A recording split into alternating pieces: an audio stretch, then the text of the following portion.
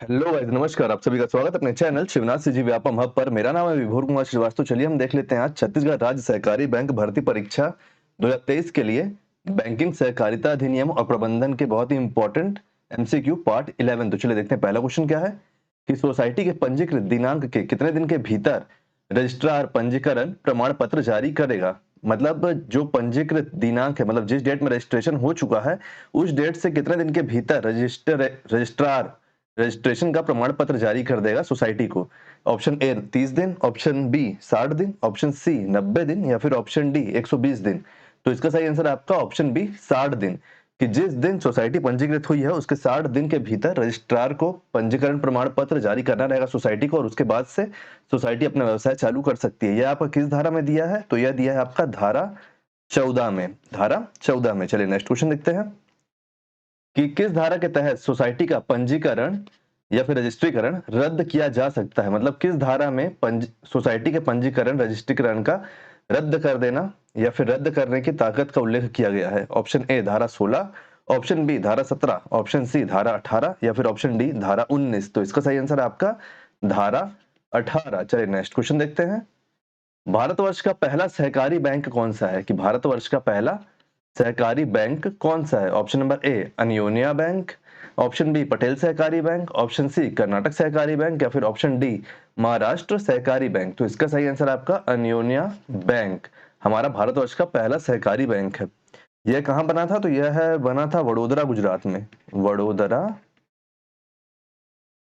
गुजरात में बना था ये, है ना। चलिए नेक्स्ट क्वेश्चन देखते हैं कि भारतवर्ष का प्रथम सहकारी समिति भारतवर्ष में प्रथम सहकारी समिति की स्थापना किसने की? प्रथम सहकारी समिति की स्थापना किसने की?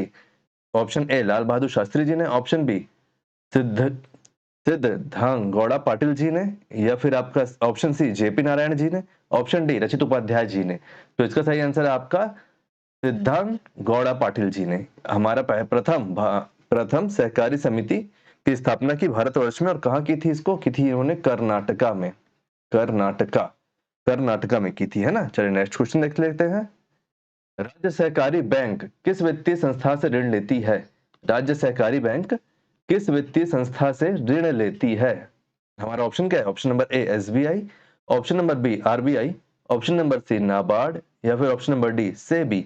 तो इसका सही आंसर है आपका ऑप्शन नंबर बी आरबीआई, कि राज्य सहकारी बैंक आरबीआई से ऋण लेती है। चलिए नेक्स्ट क्वेश्चन देखते हैं।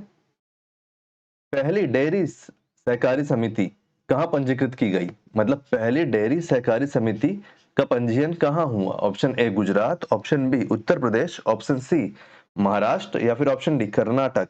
तो इसका सही आंसर है आपका ऑप्शन बी उत्तर प्रदेश। उत्तर प्रदेश में हुई थी। कहां पे हुई थी? तो इलाहाबाद में। इलाहाबाद जो प्रयागराज हो गया है, प्रयागराज में हुई थी। कब हुई थी? तो ये हुई थी आपकी 1913 में। 1913 में। चलिए नेक्स्ट क्वेश्चन देखते हैं कि प्राथमिक सोसाइटी के पंजीकरण के लिए कितने प्रतिशत महिला सदस्य का होना आवश्यक है या फिर अनिवार्य है ना। तो देखो, प्राथमिक सोसाइटी के पंजीकरण के लिए टोटल कितने लोग चाहिए? कम से कम, टोटल नहीं सॉरी, कम से कम कितने लोगों की आवश्यकता है? कम से कम 10 लोग होने चाहिए, 10 सदस्य। और इन 10 सदस्य में से 33% या 1/3 भाग महिलाओं का होना चाहिए। 1/3 भाग महिला होनी चाहिए। तो ऑप्शन नंबर डी आपका सही आंसर हो जाएगा। Option number D 33%। मतलब अगर अपन इसको एज एन एग्जांपल देखते हैं अगर, तो आप मान लो कि अगर 100 जैसे कम से कम 10 है ना, तो चलो 10 ही मान लो कि कम से कम 10 है। नहीं, ये उसमें हो जाएगा, राउंड फिगर में कर लेते हैं ना।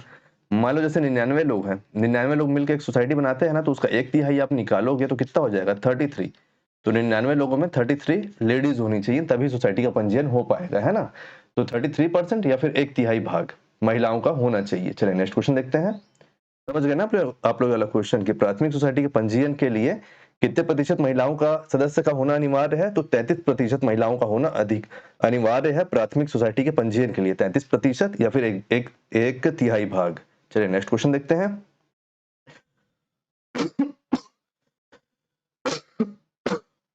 सॉरी। आवेदन प्राप्त होने के कितने दिन के भीतर रजिस्ट्रार किसी समिति को पंजीकृत करता है? आवेदन मतलब जिस दिन हमारा एप्लीकेशन मिलता है, एप्लीकेशन मिलने के कितने दिन के भीतर रजिस्ट्रार को किसी समिति का पंजीकृत करना रहता है। आपका ऑप्शन ए है 30 दिन, ऑप्शन बी है 45 दिन, ऑप्शन सी है 60 दिन या फिर ऑप्शन डी है 90 दिन। तो देखो ये एक मतलब आप ये मान लो ये आपको घुमाने के लिए ये क्वेश्चन, तो इसका सही आंसर पहले आप जान लो। इसका सही आंसर ऑप्शन नंबर बी 45 दिन। संशोधन संशोधन के बाद 45 दिन हुआ है, ठीक है। संशोधन से पहले कितना दिन था? तो 90 दिन था, है ना।